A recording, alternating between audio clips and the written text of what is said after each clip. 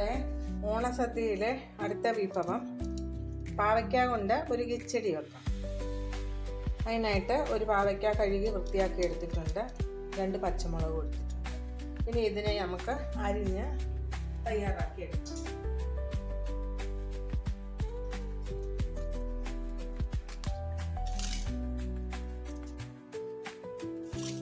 പാവയ്ക്ക നമുക്ക് 4 മുറിച്ച് ചെറിയ ചെറിയ കഷ്ണങ്ങളായിട്ട് അരിഞ്ഞെടുക്കാമേ.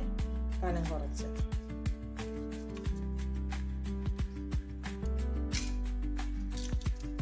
ഈ കനത്തിൽ അരിഞ്ഞെടുക്കണം. ഇങ്ങനെ ഞാൻ അരിഞ്ഞുകൊണ്ട് വരട്ടെ. പാവയ്ക്ക അരിഞ്ഞെടുത്തു. ഒരു പാവയ്ക്കയുടെ ഇത്രയും കുറച്ചാണ് ഞാൻ എടുത്തിരിക്കുന്നത്. കാരണം പാവയ്ക്ക കിച്ചടി എന്ന് പറഞ്ഞു കഴിഞ്ഞാൽ ഒരു തൊടുകറിയാണ്. നമ്മൾ കുറേശ്ശെ മാത്രമേ ഇലയുടെ കോണിക്ക് വെക്കത്തുള്ളൂ.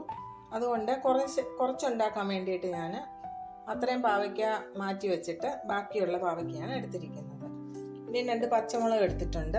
പച്ചമുളക് നമുക്ക് അരിഞ്ഞ് ചേർക്കാം. ഇത് ഇങ്ങനെയാണ് ഞാൻ അരിയുന്നത്. നമുക്ക് എടുത്ത് കളയണമെങ്കിൽ ഇച്ചിരി വലുതായിട്ട് അരിഞ്ഞു കഴിഞ്ഞാൽ എടുത്ത് മാറ്റാനുള്ള സൗകര്യമുണ്ട്.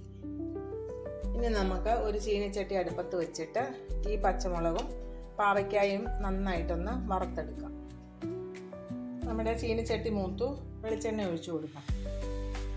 പച്ചടി വെളിച്ചെണ്ണയ്ക്കകത്ത് ഉണ്ടാക്കുന്നത് തന്നെയാണ് ടേസ്റ്റ്. എണ്ണയൊന്ന് മൂത്ത് വരുന്നത് വരെ നമുക്ക് വെയിറ്റ് ചെയ്യാം. നമ്മുടെ പച്ചമുളകും പാവയ്ക്കായും കൂടെ നമുക്ക് വറുത്തെടുക്കാം. 2 പ്രാവശ്യമായിട്ട് വറുത്തെടുക്കാം. എണ്ണ ഞാൻ കുറച്ചേ ഒഴിച്ചിട്ടുള്ളൂ. കാരണം പാവയ്ക്കായുടെ കയ്പ്പ് ഈ എണ്ണയിൽ പിടിക്കും. അത് പിന്നെ നമുക്ക് പാവയ്ക്ക മെഴുക്കുരട്ടി വെക്കാൻ വേണ്ടിയിട്ട് മാത്രമേ ഉപയോഗിക്കാൻ പറ്റൂ. അതുകൊണ്ട് കുറച്ച് എണ്ണ ഒഴിച്ചുള്ളൂ. 2 പ്രാവശ്യമായിട്ട് വറുത്തെടുക്കാം. പച്ചമുളകും പാവയ്ക്കായും കൂടെ ഒന്നിച്ചാണ് വറക്കുന്നത്. പച്ചമുളകിൻ്റെ എരിയെ അന്നേരം ഈ പാവയ്ക്കായ പിടിക്കുകയും ചെയ്യും. കുറച്ച് കയ്പ്പ് പച്ചമുളകിലും പിടിക്കും. അപ്പോൾ സ്വാദ് ബാലൻസ് ആയിട്ടിരിക്കും. ഇനി നമുക്കൊന്ന് വറുത്തെടുക്കാം.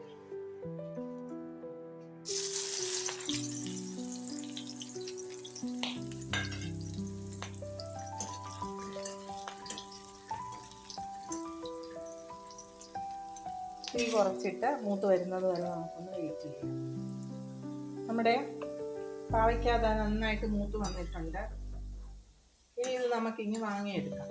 എന്നിട്ട് ഒരു പ്രാവശ്യം കൂടെ നമുക്ക് വറുത്തെടുക്കാനുള്ള പാവയ്ക്ക ഇരിപ്പുണ്ടല്ലോ, അതൊന്ന് വറുത്തെടുക്കാം.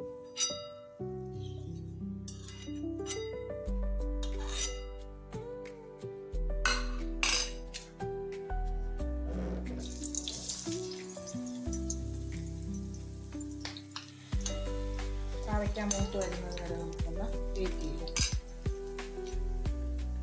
ഈ പാവയ്ക്ക നമ്മൾ മൂക്കാനിട്ടത് മൂത്ത് വരുന്ന സമയം കൊണ്ട് നമുക്കിതിനൊരു അരപ്പ് തയ്യാറാക്കാം. അരപ്പ് തയ്യാറാക്കുന്നതിന് തേങ്ങ ഒരു 2 വലിയ സ്പൂൺ തേങ്ങ എടുത്തിട്ടുണ്ട്. പിന്നെ കുറച്ച് കടുക്. ഇത് നമുക്കൊന്ന് അരച്ചെടുക്കാം. ഒരുപാടങ്ങ് മഷി പോലെ അരയണ്ട, സാമാന്യം ഒന്ന് അരഞ്ഞു വന്നാൽ മതി. ആ സമയം നമ്മുടെ പാവയ്ക്കായും മൂക്കും നമ്മുടെ അരപ്പും തയ്യാറാവും. നമ്മൾ രണ്ടാമതിട്ട പാവയ്ക്കായും മൂക്ക് വന്നു. ഇനി ഇതിന് വാങ്ങിയെടുക്കാം.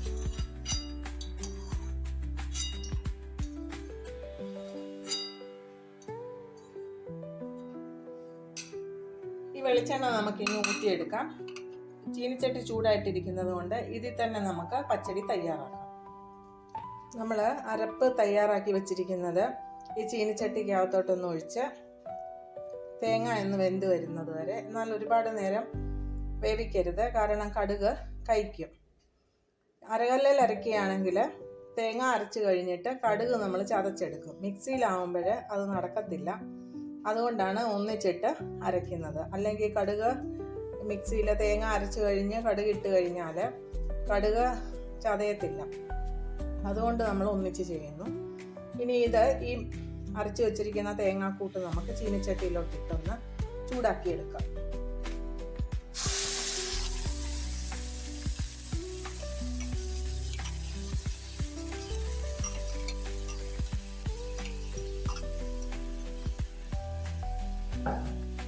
നമുക്കിതൊന്ന് ഇളക്കി ഒന്ന് ചൂടാക്കാം. നമ്മളിതുവരെ ഉപ്പ് ചേർത്തിട്ടില്ല.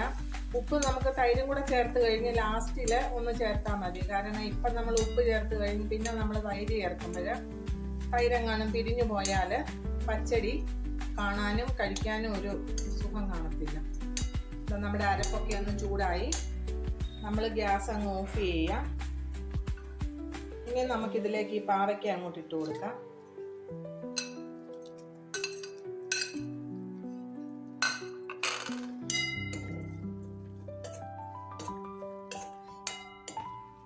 ചൂടൊന്ന് ചെറുതായിട്ടൊന്ന് കുറഞ്ഞു വരട്ടെ. കാരണം തൈര് ഒഴിച്ച് കഴിയുമ്പോൾ നല്ല ചൂടോടെ ഒഴിച്ചു കഴിഞ്ഞാൽ തൈര് പിരിഞ്ഞു പോകാനുള്ള ചാൻസ് ഉണ്ട്. അതുകൊണ്ട് ചൂടൊന്ന് ആറുന്നത് വരെ നമുക്ക് വെയിറ്റ് ചെയ്യാം. ചൂട് ചെറുതായിട്ടൊന്ന് കുറഞ്ഞിട്ടുണ്ട്. നമുക്കിതാ തൈര് ചേർത്ത് കൊടുക്കാം. അധികം പുളിയില്ലാത്ത തൈരാണ് ഞാൻ എടുത്തിരിക്കുന്നത്. ഒരുപാട് പുളിയായി കഴിഞ്ഞ് കഴിഞ്ഞാൽ നമുക്ക് കഴിക്കാനൊരു രസം വരത്തില്ല. ചെറിയ പുളിയുള്ള തൈരാണ് എടുത്തിരിക്കുന്നത്. തൈര് ഇളക്കി ചേർത്തു. ഇനി നമുക്കിതിലോട്ട് ഉപ്പ് ചേർത്ത് കൊടുക്കാം. നമ്മൾ ഇതുവരെ ഉപ്പ് ചേർത്തിട്ടില്ലായിരുന്നല്ലോ.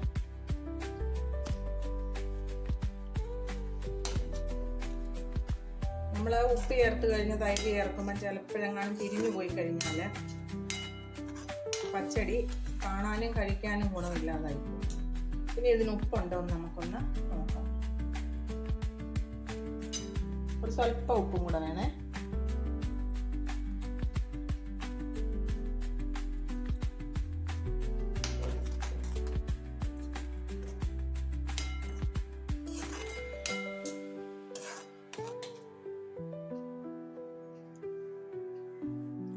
ഇപ്പൊ പാകത്തിനുള്ള ഉപ്പുണ്ട്. ഇനി നമുക്ക് കടുക് വറുത്ത് ചേർക്കാം. നമ്മൾ കടുക് വറുക്കാനായിട്ട് വെച്ച ചീനിച്ചട്ടി ചൂടായി. ഇനി അതിലോട്ട് നമുക്ക് എണ്ണ ഒഴിച്ചു കൊടുക്കാം. വെളിച്ചെണ്ണയാണ്. നമ്മൾ പാവയ്ക്ക വറുത്ത വെളിച്ചെണ്ണ മിച്ചം ഉണ്ടായിരുന്നല്ലോ, അതിൽ നിന്ന് നമുക്ക് അങ്ങോട്ട് ഒഴിച്ചു കൊടുക്കാം.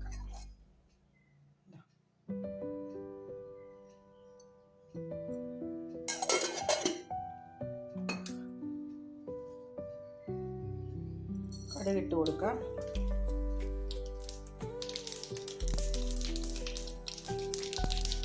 വറ്റൽമുളക് ഇട്ട് കൊടുക്കാം.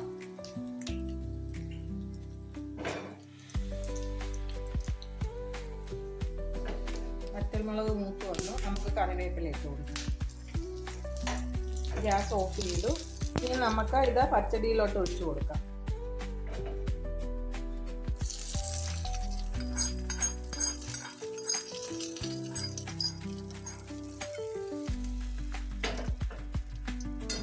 അങ്ങനെ നമ്മുടെ സ്വാദിഷ്ടമായ പാവയ്ക്ക കിച്ചടി തയ്യാറായി.